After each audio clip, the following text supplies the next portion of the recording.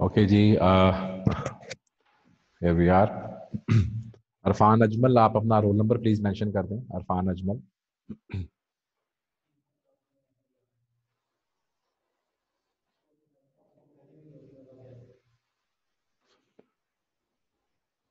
अरफान अजमल, अपना roll number mention कर दें, नहीं तो सिस्टम थ्रो आउट कर देगा आपको। ठीक है, अगर आप नहीं कर सकेंगे तो सिस्टम 3 मिनट के बाद आपको थ्रो आउट कर देगा। जी आइएगा जी, लेक्चर ओपन कीजिएगा।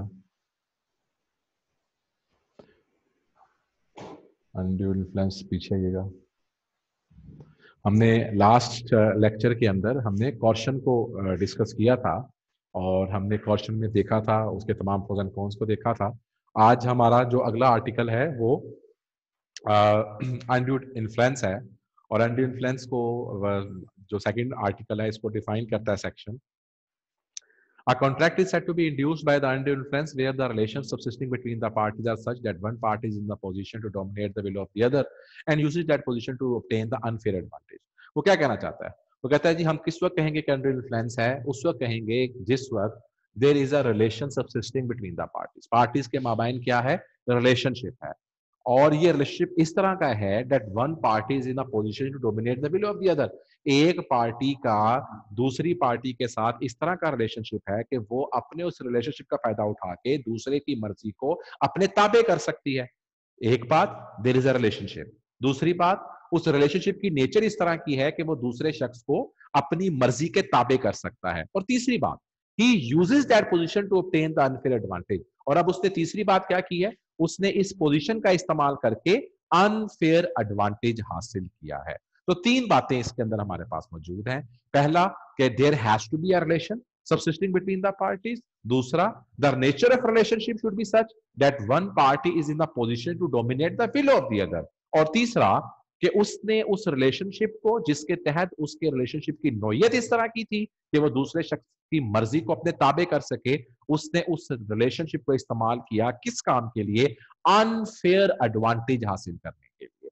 अगर कभी इस तरह की पोजीशन आ जाएगी तो हम कहेंगे कि जो कंसेंट हासिल की गई वो फ्री कंसेंट नहीं है, और वो इंड्यूस्ड है बाय द अनड्यू इन्फ्लुएंस। और हम पढ़ के आए हुए हैं कि अनड्यू इन्फ्लुएंस की वजह से एग्रीव्ड पार्टी के ऊपर ये बात चली जाएगी कि वो उसको वैलिड भी कर सकता है या वाइड भी कर सकता है, यानी कि नेचर ऑफ कॉन्ट्रैक्ट क्या बन जाएगी? वाइडेबल बन जाएगी।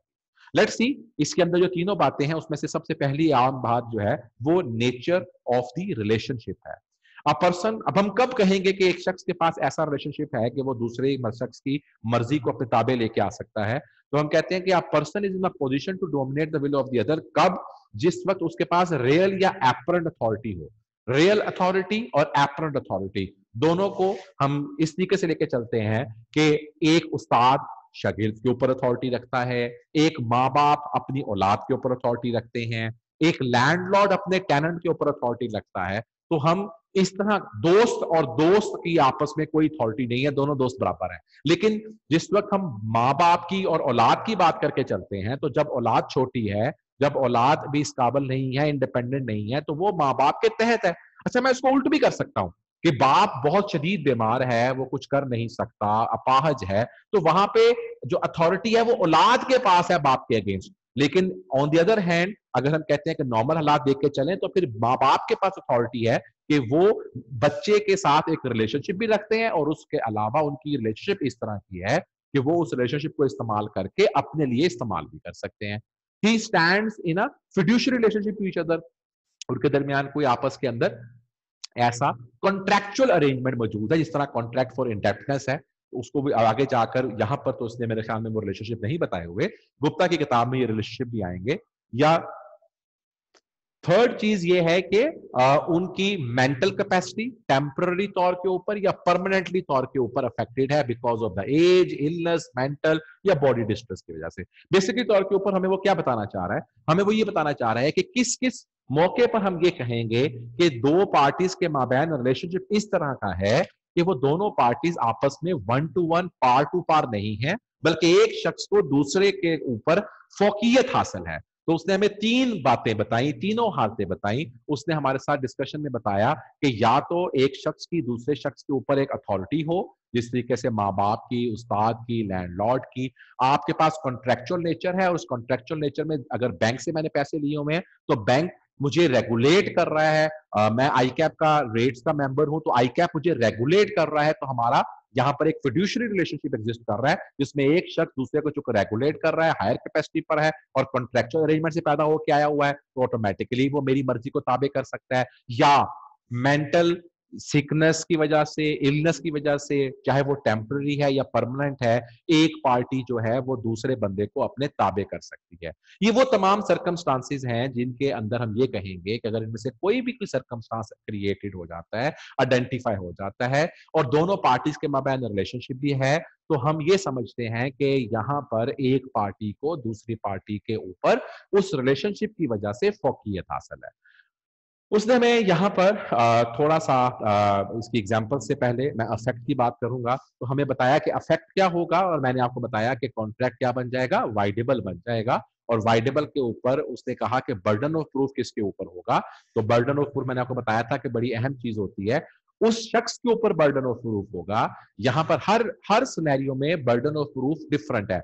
इस सिनेरियो में बर्डन ऑफ प्रूफ किसके ऊपर है, किस शख्स को अपनी जान खलासी करानी पड़ेगी, जिसकी रिलेशनशिप में पोजीशन क्या थी, डोमिनेटिंग थी। जिसकी डोमिनेटिंग पोजीशन होगी उस शख्स के ऊपर यह जिम्मेदारी है कि वो अगर केस हो जाता है, अगर कोई दोनों पार्टियों में से किसी ने केस कर दिया है, तो जिसकी डोमिनेटिंग पोजीशन है उस रिलेशनशिप में, उसकी जिम्मेदारी है कि वो ये साबित करे कि मेरी अगर डोमिनेटिंग पोजीशन थी तो उसके बावजूद मैंने उस पोजीशन का नाजायज फायदा नहीं उठाया। ये हम आगे जाके पढ़ेंगे कि उसने नाजायज फायदा कब कहेंगे कि नहीं उठाया। यहां पर मैं दोबारा से ये तीन चार एग्जांपल जो शेयर किए उसके ऊपर आना चाह रहा हूं। ए हैविंग एडवांस द मनी, ये देखिएगा ये सारी सारी की सारी एग्जांपल है ना उधार और लोन की एग्जांपल है। A having advance the money to his son B during the age of minority upon बी's coming of age obtains by misuse of parental influential a bond from B for a greater amount than the sum। ए ने अपनी minor बच्चे की, एक शख्स, एक बेटे की बी की परवरिश की, और जब उसकी परवरिश की तो उसने उससे जितनी अमाउंट उसकी परवरिश के ऊपर खर्चा था उससे कहीं ज्यादा अमाउंट का एक बॉन्ड साइन करवा लिया कि तुम मुझसे तुम्हारी परवरिश पे जो अखराजात हुए थे वो, अगर मैं कहता हूं 10 लाख के हुए थे, तो उससे ये लिखवा लिया कि तुमने इस बात को तस्लीम करो कि तुम्हारी परवरिश पर मेरा 1 अरब रुपया लगा है या 10 करोड़ रुपया लगा है और तुम मुझे ये ओ करते हो। तो यहां पर वो कहता है कि दोनों लोगों के माबैन एक रिलेशनशिप है और उस रिलेशनशिप में ये बात बड़ी क्लैरिटी के साथ है कि चूंकि ए बी के पॉइंट ऑफ व्यू से एक हायर लेवल के ऊपर है, ए एक मैच्योर आदमी है, बी एक माइनर था, तो वो अपने उस पेरेंटल इन्फ्लुएंशियल का इस्तेमाल करते हुए उसको बी को जो बॉन्ड साइन करवा रहा है वो अनड्यू इन्फ्लुएंस के साथ साइन करवाएगा। इसीलिए उसने इसका आउटकम क्या बताया कि ए ने अनड्यू इन्फ्लुएंस एम्प्लॉय किया है।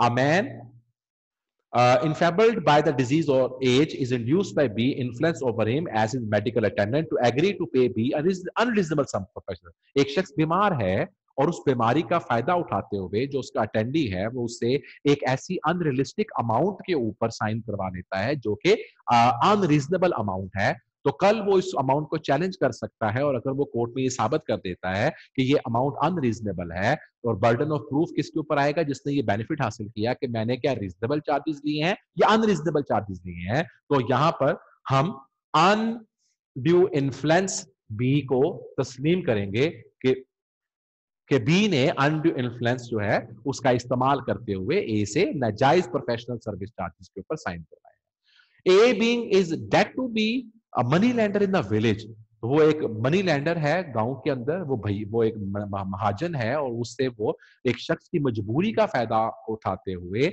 वो उसको एक बड़े हाई रेट के ऊपर एक डेट दे देता है। तो कहता है यहां पर ये अगेन उस शख्स के ऊपर अनड्यू इन्फ्लुएंस का इल्जाम लगाया जा सकेगा और उसको साबित करना पड़ेगा कि जनाब मैंने अनड्यू इन्फ्लुएंस इस्तेमाल नहीं किया और मैंने इसको अनकॉन्शियस बार्गेन डील या unconscious rate of markup charge नहीं किए। ऐसे ही यहाँ पर जो आखिरी एग्जांपल है ये बड़ी अहम है।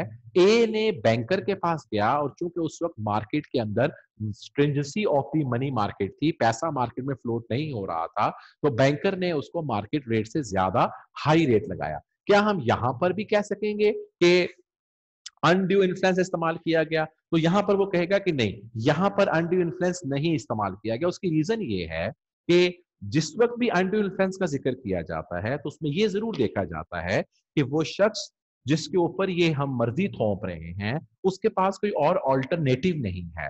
मतलब बेटे के पास बाप की सरपरस्तगी की हमने जब एग्जाम्पल ली तो जाहिर सी बात है बाप ने सरपरस्तगी करनी है ना, उसके पास ये थोड़ी है कि मल्टीपल 25-30 बाप हैं, किसी बाप को चूज कर ले। या हमने दूसरी जगह पर कहा प्रोफेशनल सर्विसेज में कि उस शख्स ने वो प्रोफेशनल सर्विसेज उसको परफॉर्म किए और जब प्रोफेशनल सर्विसेज उसने उसको परफॉर्म करके दिए तो उस वक्त वो बीमार था और उसके पास कोई ऑल्टरनेटिव नहीं था कि वो इस शख्स के अलावा किसी और शख्स से मेडिकल असिस्टेंस ले सकता हो। इसी तरीके के साथ हमारे पास जो तीसरी एग्जाम्पल आई वहां पर भी गांव के अंदर एक ही महाजन है, ज्यादा लोग नहीं है, ओपन मार्केट नहीं है, स्ट्रक्चर्ड अदारा नहीं है, तो उसके पास भी मजबूरी जो है वो हम वजह कर सकते हैं। लेकिन जब बैंक की बात कर रहे हैं, आपके पास हबीब बैंक, यूबीएल, नेशनल बैंक, आपके पास एक 16 18 22 बैंकों की लिस्ट है। आपको किसने कहा था कि आप सिर्फ इसी बैंकर के पास जाएं? अगर वो बैंकर हाई रेट ले रहा है तो आप किसी और से जाकर लेस रेट पे काम कर सकते हैं, किसी और से जाकर लेस रेट के ऊपर बात की जा सकती है। तो चूंकि इन द केस ऑफ बैंक उसको अगर रेट लगा भी तो वो दोनों पार्टीज के पास इस बात की इजाजत थी कि वो अपने अपने एरियाज में जाके अपने अपने स्पेशल डोमेन्स में जाकर इस बात को एवेल्युएट कर सकते थे कि क्या ये रेट मेरे लिए मुनासिब है कि नहीं। इसलिए इस एरिया के अंदर उसने कहा कि कॉन्ट्रैक्ट जो है वो अनड्यू इन्फ्लुएंस से इंड्यूस नहीं हुआ। जनाब, रिलेशनशिप की मैंने आपसे बात की तो कुछ ऐसे रिलेशनशिप उसने हमें यहां पर आइडेंटिफाई कर दिए हुए हैं जिनके ऊपर वो हमें ये कहता है कि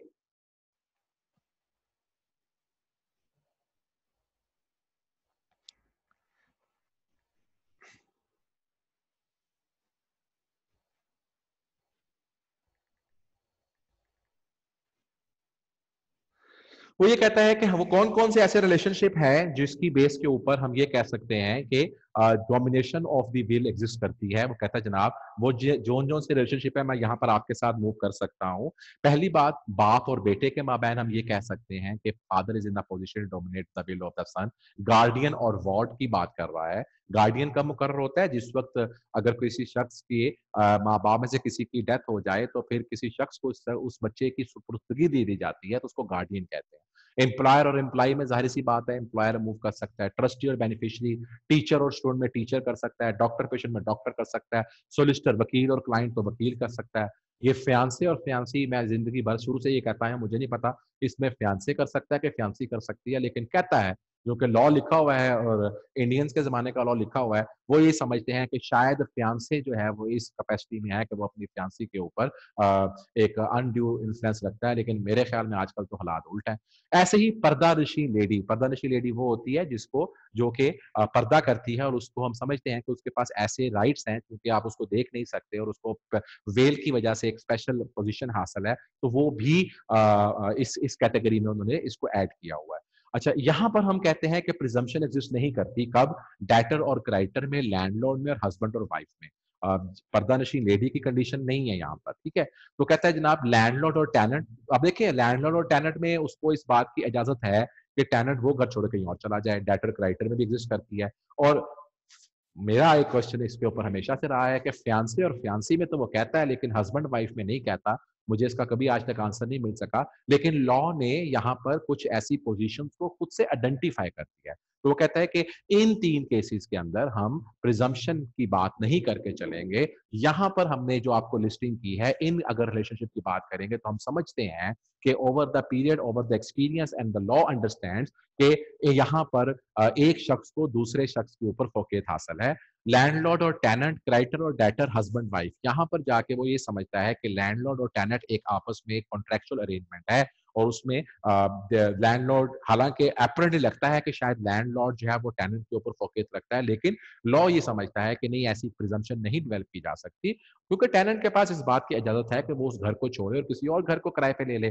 क्राइटर और डेटर में भी समझता है कि ये क्राइटर और डेटर में भी आप दोनों के पास इस बात की इजाजत है कि आप किसी और के पास जाकर उस चीज को उधार खरीद सकते हैं या किसी और से उधार मैनेज कर सकते हैं। चूंकि इसमें सूद का आंसर शामिल नहीं है, ये डेटर और क्रेडिटर, नॉर्मल ट्रेड डेटर और क्रेडिटर्स हैं।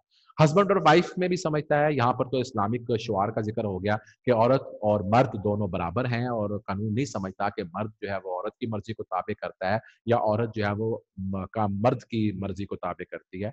अपार्ट फ्रॉम दैट, मेरी पर्सनल राय के मुताबिक मैं समझता हूँ कि यहाँ पर जो फ्यांसी के ऊपर रखता है, मैं इस पे भी एग्री नहीं करता, और वाइफ और हस्बैंड, मेरा एक्सपीरियंस तो यही है कि वाइफ जो है वो हस्बैंड को रेगुलेट करती है, लेकिन कानून है, जो कानून कहता है हमें कानून के मुताबिक पढ़ना चाहिए। तो ये रिलेशनशिप्स और उसमें who can dominate the will of the other, यहाँ पर कानून ने इस प्रिजम्पशन को यहाँ पर कुछ हद तक रिस्ट्रिक्ट करके हमारे सामने पेश कर दिया। अच्छा जनाब, अगर मुझ पर इल्जाम लग गया, मैं टीचर और स्टूडेंट की बात कर लेता हूँ, अगर मुझ पर इल्जाम लग गया कि मैंने अपने किसी स्टूडेंट के साथ कोई डील की है, कोई एग्रीमेंट किया है, कोई कॉन्ट्रैक्ट किया है, चाहे वो यही सीए की क्लास के ही हमारा कॉन्ट्रैक्ट है, कि स्टूडेंट कहता है कि जनाब जिशान साहब ने मुझसे बहुत ज्यादा फीस ले ली है या अहमद साहब ने हमसे बहुत ज्यादा फीस ले ली है, तो उस पोजीशन के अंदर, उस हालत के अंदर वो क्या चीज है जिससे हम इस इल्जाम से छुटकारा पा सकेंगे। अभी मैंने पीछे पढ़ाया आपको कि जो बर्डन ऑफ प्रूफ है, वो burden of proof dominating party पे है। तो जाहिर सी बात है, अगर हमारा केस होगा तो बर्डन ऑफ प्रूफ किसके ऊपर आएगा? टीचर के ऊपर आएगा, कि वो टीचर जाके इस बात को साबित करेगा कि जनाब मेरे एंड के ऊपर कोई ऐसी नेगेटिविटी नहीं है। तो मैं कैसे साबित करूंगा? ये जो प्रिजम्पशन है, रिबट रिबट कहते हैं किस चीज को उल्ट करने में, तो इस प्रिजम्पशन को रिबट कैसे किया जाएगा? तो कहता है to for the rebut of the presumption, for the rebut of the presumption आपके पास मुख्तलिफ तरीकाकार है। पहला तरीकाकार, dominating party has made the full disclosure of all the facts to the weaker party. भाई जब तुमने मुआहदा किया है तो उस मुआहदे के करने से पहले हमने तुम्हें पूरी डिटेल दी थी, तुम्हें बताया था कि लॉ कौन पढ़ाएगा, तुम्हें बताया था कि हम ऑनलाइन क्लासेस पढ़ाएंगे, तुम्हें बताया था कि हमारी ऑनलाइन क्लासेस के अंदर क्लास का डेमो इस तरीके से होके चलता है, और हर वो डिटेल जो कि इस कॉन्ट्रैक्ट में एंटर होने से पहले आपको बताई जानी थी वो आपको बता दी गई थी।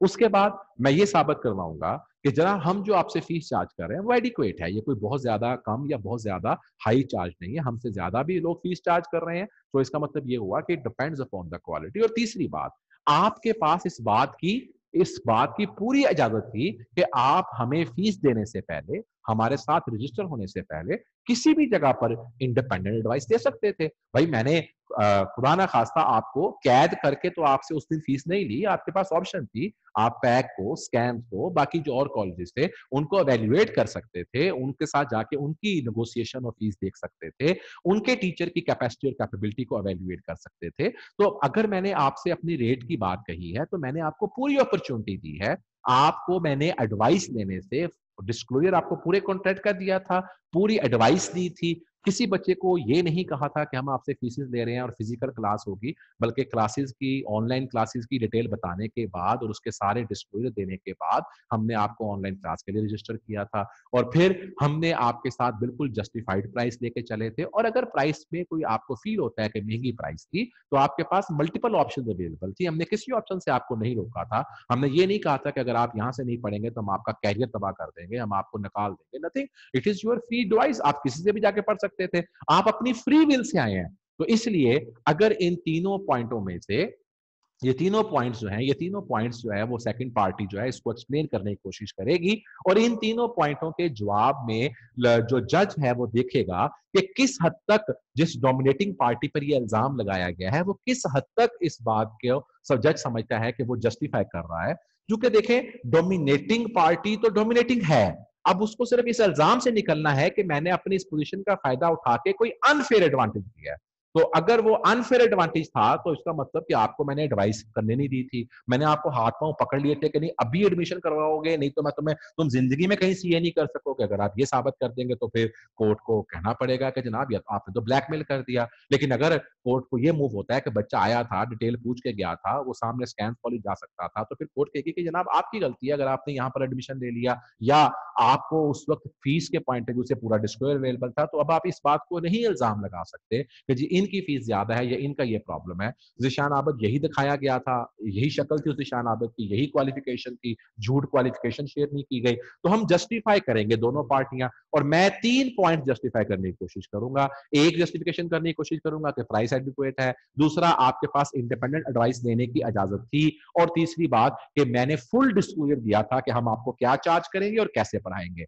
कोर्ट इन तीनों बातों को सुनने के बाद डिसीजन देगी, और अगर कोर्ट समझती है कि डोमिनेटिंग पार्टी ने कोई गलती नहीं की तो आपका केस डिसमिस हो जाएगा, और अगर कोर्ट समझती है कि नहीं आपके साथ ज्यादती हुई है तो फिर कोर्ट आपके हक में फैसला दे देगी, और जब आपके हक में फैसला आ जाएगा तो फिर चूंकि आप एग्रीव्ड पार्टी हैं तो फिर उस एग्रीव्ड पार्टी होने की वजह से आपके पास ऑप्शन है कि आप कॉन्ट्रैक्ट को वैलिड भी कर सकते हैं और वाइड भी कर सकते हैं, क्योंकि कॉन्ट्रैक्ट का आउटकम क्या निकलता है, वाइडेबल निकलता है। अच्छा जी। उसने कहा द कोर्ट में बी में सेट असाइड आइदर एब्सोल्युटली, या तो वो पूरे का पूरा कॉन्ट्रैक्ट खत्म कर देगी, या court it may if the party who was entitled to avoid it has received any benefit, तो और या कोर्ट कहेगी कि जनाब जिस तरह मैंने बताया था कि जब भी कभी वाइडेबल कॉन्ट्रैक्ट होगा तो जो आपने बेनिफिट लिया हुआ है वो वापस कर दें, और कोर्ट उसके लिए जो टर्म्स एंड कंडीशन समझेगी जिससे कानून की पासदारी हो वो, अगर आप कॉन्ट्रैक्ट को वैलिड या वॉइड करना चाहेंगे तो वैलिड और वॉइड के साथ कोर्ट उस डिसीजन में जो भी टर्म्स एंड कंडीशन ऐड करना चाहेगी ताकि जस्टिफिकेशन रहे तो कोर्ट वो टर्म्स एंड कंडीशन भी ऐड कर सकेगी। So this is the undue influence. बड़ा पेपर के पॉइंट ऑफ व्यू से मशहूर मारूफ क्वेश्चन आता है जिसमें या तो वो आपसे क्वेश्चन पूछता है, अनड्यू इन्फ्लुएंस पूछता है, और बाकी भी आर्टिकल पढ़ेंगे वो पूछता है, लेकिन इसके अलावा जो क्वेश्चन बार बार पूछता है वो किसी भी दो चीजों का आपस में कंपैरिजन भी पूछता है। बेटा एक बात याद रखिएगा कि जब कभी भी कंपैरिजन आए तो आपका सबसे पहला जो पॉइंट होना चाहिए वो दोनों की डेफिनेशन होनी चाहिए। आपने जिस तरह यहां पर बात कर रहा है, आपने कॉन्ट्रैक्ट की भी डेफिनेशन और कॉशन की भी डेफिनेशन देनी है, और अनड्यू इन्फ्लुएंस की भी डेफिनेशन देनी है। आपने इन दोनों की डेफिनेशन देकर that is the best way by which you can give the difference between the two. जनाब the very first thing is the definition, दोनों की डेफिनेशन दे दी, हम दोनों की डेफिनेशन पढ़ के आए हुए हैं। कंसेंट, कॉशन के अंदर जो कंसेंट है वो हम थ्रेट से लेते हैं, यहाँ पर कंसेंट थ्रेट से नहीं लेती है, बल्कि यहाँ पर कंसेंट हम अपनी डोमिनेशन के थ्रू लेते हैं, अपनी पोजीशन का फायदा उठा के लेते हैं।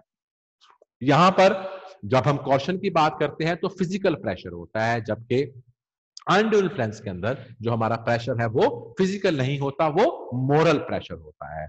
रिलेशनशिप, जब हम पार्टीज की बात करके चलते हैं तो यहाँ पर कॉशन के लिए जरूरी नहीं है कि पार्टीज आपस में किसी रिलेशनशिप में हो, कोई थर्ड पर्सन भी आके आपको थ्रेट कर सकता है, जबकि यहाँ पर हम सिर्फ और सिर्फ अनड्यू इन्फ्लुएंस उसी कंडीशन में आएगा जब पार्टीज के माबैन कोई रिलेशनशिप है।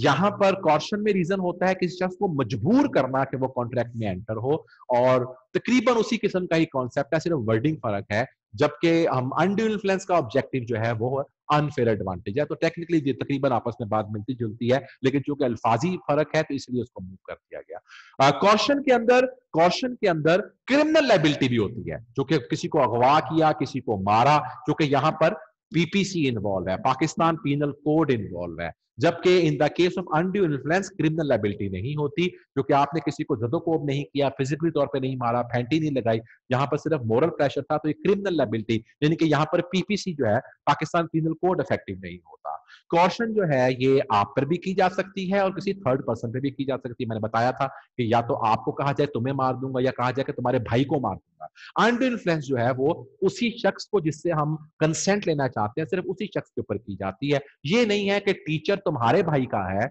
और वो मेरे ऊपर अनड्यू इन्फ्लुएंस कर रहा है। कॉर्शन जो होती है वो शख्स खुद भी कर सकता है और किसी थर्ड शख्स को भी हायर कर सकता है, जबकि इन the case of undue influence teacher he student को अपने लिए, या हमने जिसमें एग्जांपल पढ़ी फियांसी के लिए, वही 1 to 1 आपस में एक दूसरे के साथ वो अनड्यू इन्फ्लुएंस को एक्सरसाइज करेंगे, स्ट्रेंजर उसका फायदा नहीं उठा सकता।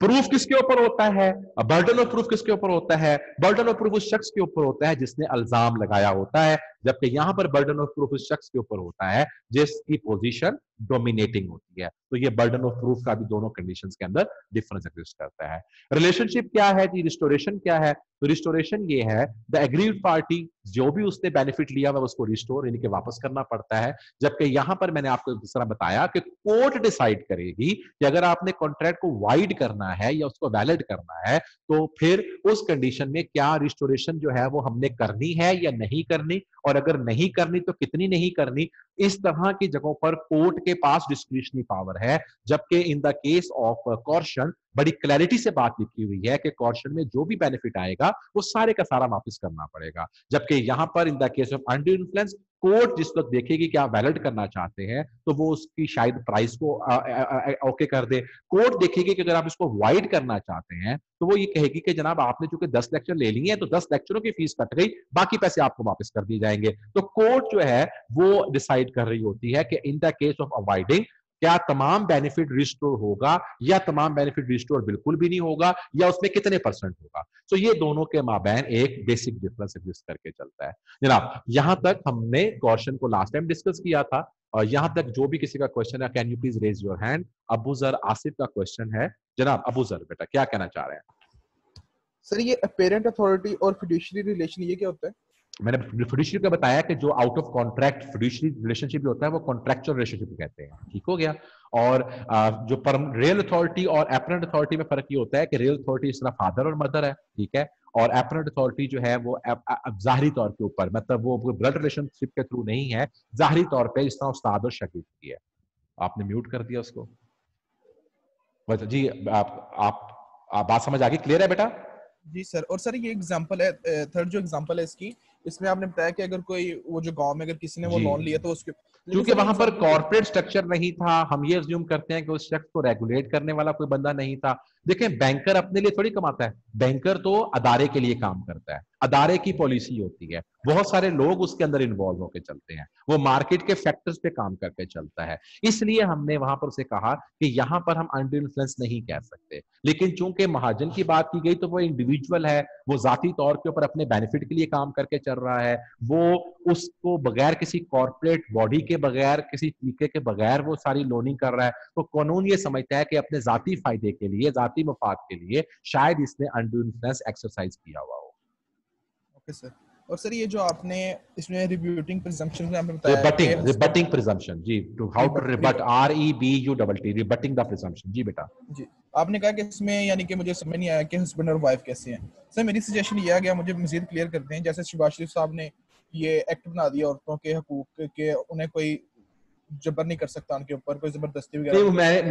मैंने ये कहा है, मेरी बात को किसी गलत तरफ ना लेके जाइएगा, मैंने ये बात कही है कि आजकल के हालात में फयांसी और फयांसे मतलब मंगनी जब होती है तो मेल को मंगेतर के ऊपर कौन सा राइट है जो मैं नहीं समझ, कानून ने तो कह दिया है, मुझे समझ नहीं आता कि मंगेतर किस तरह अपनी मंगेतरी को सुपरवाइज कर सकता है या रेगुलेट कर सकता है या उसकी ओपिनियन। हाँ एक ही सूरत हाल हो सकती है कि जो मंगेतर है वो बहुत ही नाअहल, नकम्मा, नकुट्ठा किस्म का इंसान हो और उसकी कहीं शादी ना हो रही हो, फिर तो बात समझ में आती है, अदरवाइज तो कोई लॉजिक नहीं बनती। हस्बैंड और वाइफ की जब बात आई तो मैंने कहा जी हम तो बेगमों से बहुत डरते हैं, उनकी बात पूरी मान के चलते हैं। कौन कहता है कि हस्बैंड और वाइफ बराबर है? हमारे मुताबिक वाइफ को बहुत आपके ऊपर कंट्रोलिंग मतलब पावर है, और खास तौर पे जब बच्चे बड़े हो जाएं तो फिर तो औरत जो होती है वो सदर बन जाती है, फिर तो मर्द की कोई वक़्त नहीं रहती। तो ये मेरी जाती ओपिनियन है, मतलब इसका कानून से कोई ताल्लुक नहीं है, कानून ने तो कह दिया है। ठीक है, चलें जी, थैंक यू बेटा। म्यूट कर दीजिएगा अपने आप को अबू सर। उमैर उबास को प्लीज अनब्लॉक कीजिएगा। जी उमैर। सर इधर मेरा क्वेश्चन ये था कि जैसा कि आपने बताया कि डोमिनेंट पे जो होगा अगर कोई कॉन्ट्रैक्ट हो जाए तो वो केस फाइल कर सकता है।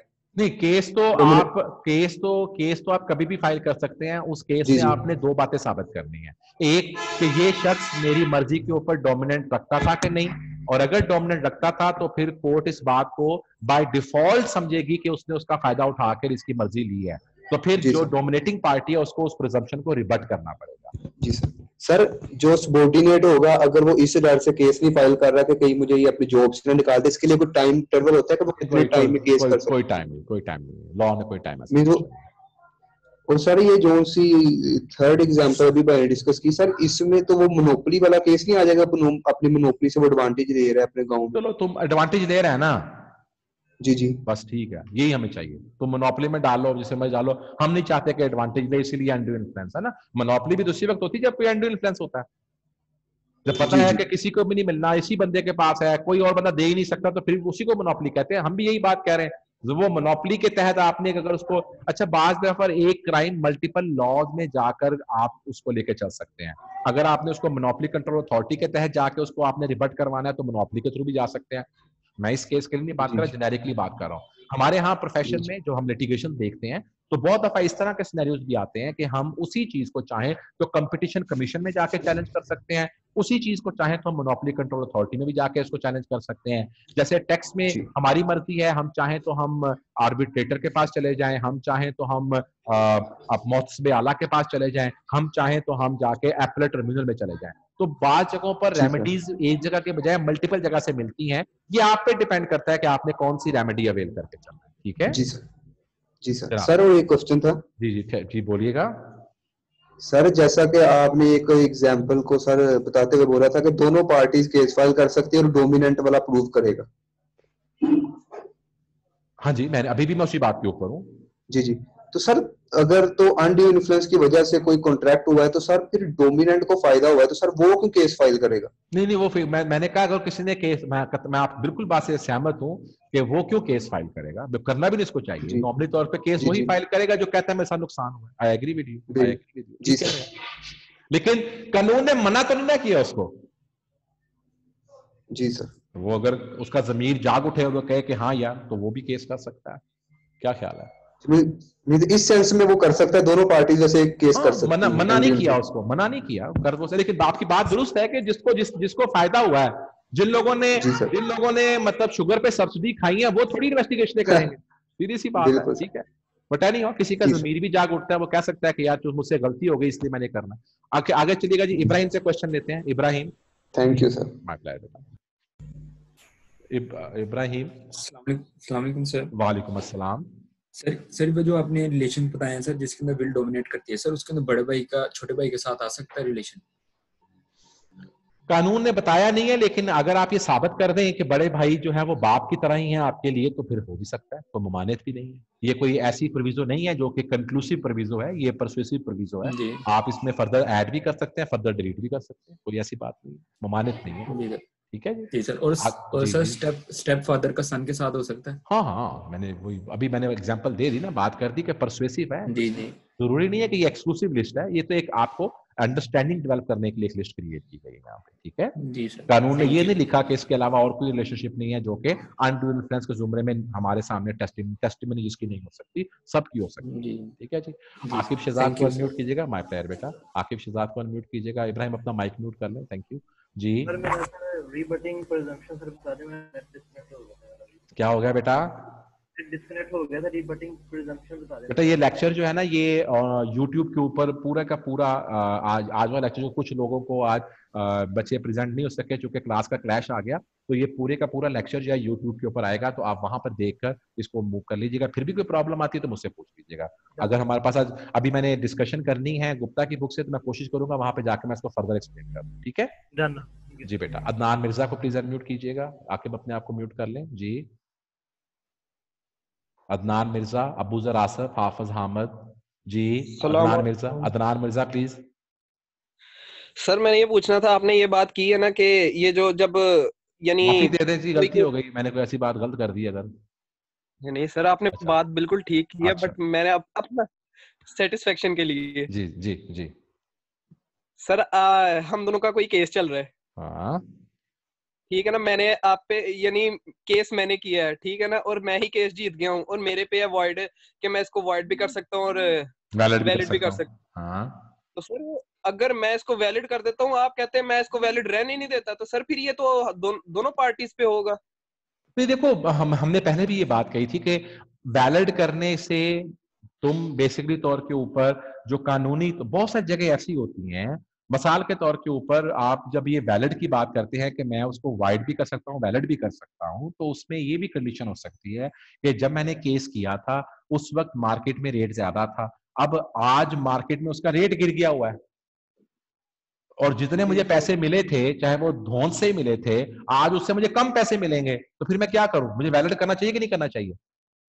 करना चाहिए सर। मैं इसको एग्जाम्पल को यूं लेके चलता हूं कि आप किसी भी जगह पर ना, कानून आपको ऑप्शन जरूर दे के चलता है। आप केस जीत गए हैं और जीतने के बाद अगर किसी को कोई पैसे माफ कर दे तो रोकता तो कोई नहीं है ना। तो कानून हम इक्विटी और जस्टिस प्रिवेल करना चाहते हैं। बात जगहों पर हम कहते हैं सिर्फ एहसास हो जाए, सिर्फ इस बात, मतलब कहने की बात यह है कि एक शख्स को कंडेम कर देने से उसका कोई मतलब चेहरे पर लाल रंग तो नहीं आ जाता, लेकिन यही बात कि ये कंडेम हो गया है, ये भी मुआशरे के पॉइंट ऑफ व्यू से और अगर कानून के पॉइंट देखा जाए तो बहुत बड़ी बात होती है। तो जरूरी नहीं है कि आपने वाइड करके अगले को नुकसान पहुंचा के जीतना है। हमारे तो इस्लामिक मुआशरे के अंदर बड़ी लंबी चौड़ी एग्जाम्पल है। लोगों ने कत्ल के मुकदमे किए, कत्ल के मुकदमों में अभी अमेरिका में बड़ा बड़ा मशहूर केस हुआ कि वो एक काला बंदा था, वो पिज्जा बेचने के लिए आता था और उसने एक मुसलमान के बेटे को मार दिया। कोर्ट ने उसने केस किया, केस में उसको कातिल करार दिया गया, कहा गया इसको अब कत्ल करके इसको हैंग कर दो, इसको डेथ का सेंटेंस दे दो, और उसने डेथ के सेंटेंस के बाद उसने उसको माफ कर दिया अपने बेटे के कातिल को। उसने कहा जी मैं चाहता ये था कि मेरे बेटे का इंसाफ मिल जाए, लेकिन चूंकि इसने ये काम किया है और मैं इसका बाप हूं, उस बच्चे का जो मार दिया गया, मैं इसको माफ करता हूं। तो हम ये कहें कि यार उसका तो बाप पागल था, उसको क्या जरूरत थी? अब जब बंदे को, उसके बेटे के कातिल को फांसी होने लगी, अब उसने माफ क्यों कर दिया? मेरी बात समझ आ रही है? तो उसने फिर भी एक मॉरल जंग तो जीती है, उसने अपना इंसाफ तो हासिल किया है। अब उसकी मर्जी है, उसको कानून ने, इस्लाम ने दैयत के कानून के मुताबिक उसको राइट दिया है, वो माफ कर दे तो माफ कर दे, हम उसको मना थोड़ी कर सकते हैं इसके ऊपर बेटा।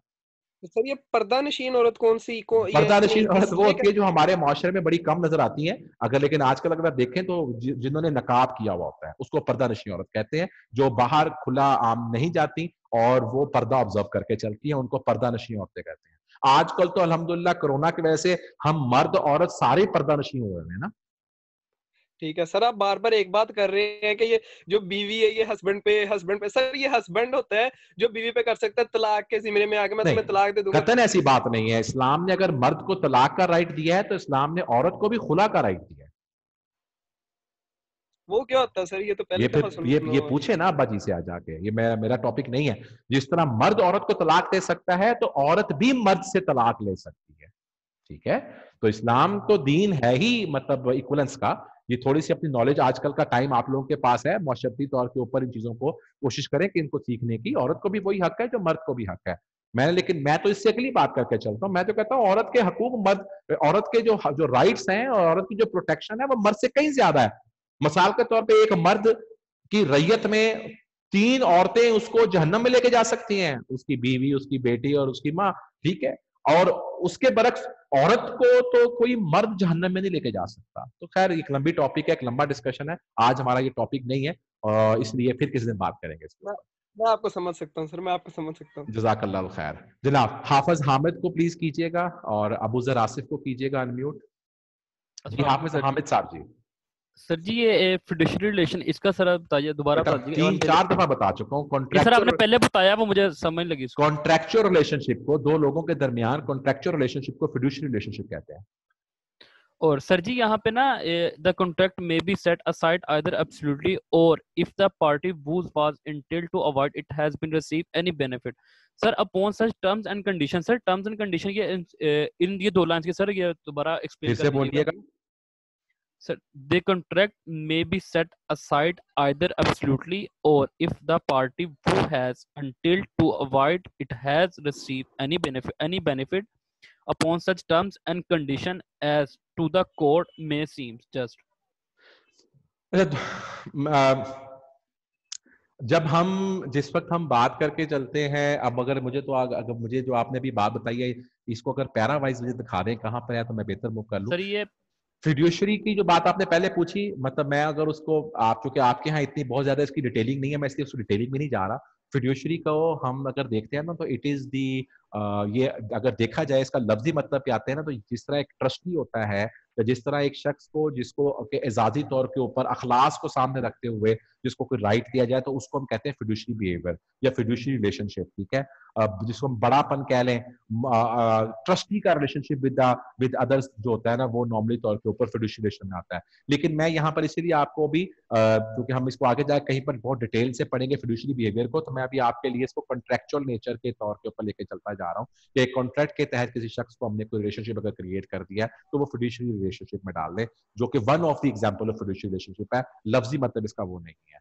अब मुझे आप जो कह रहे हैं, मुझे उसका अगर आप पैरा बता दें तो मैं उस पैरे पे आ जाऊं।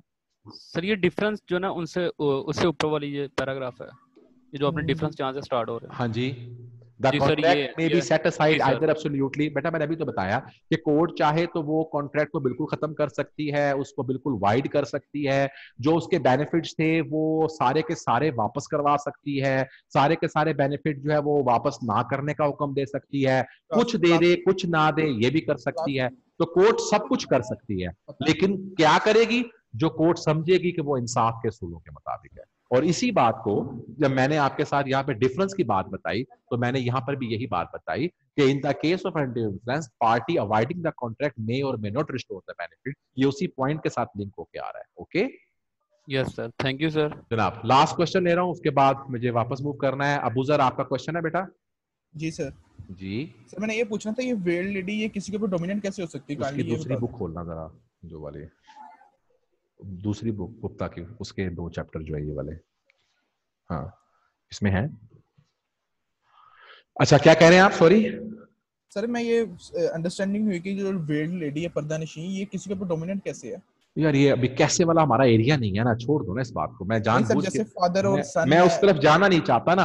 देखो पर्दानशीं लेडी का हम इसलिए क्या कहते हैं कि उसको एक एडवांटेज है कि आप उसको देख नहीं सकते, उसको अनवेल नहीं कर सकते, तो उसको एक आम औरत की निस्बत दूसरों के ऊपर, मुआशरे के ऊपर फौकियत तो है ना यार उसको, तो इस पॉइंट से उसको लेके चलता है वो, ठीक है।